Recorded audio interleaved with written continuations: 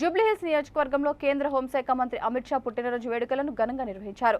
BJP Hyderabad central జిల్లా ఉపాధ్యక్షులు కీర్తిరెడ్డి ఆధ్వర్యంలో జూబ్లీహిల్స్ నియోజకవర్గం యూసఫ్గూడ నుండి రహమత్ నగర్ డివిజన్, బోర్బండ డివిజన్, వెంగళరావు నగర్ డివిజన్లో నాయకులు, కార్యకర్తలు పెద్ద ఎత్తున బైక్ ర్యాలీ నిర్వహించారు. అనంతరం కేక్ కట్ చేస్తూ హోంశాఖ మంత్రి అమిత్ షాకు జన్మదిన శుభాకాంక్షలు తెలియజేశారు. చూడండి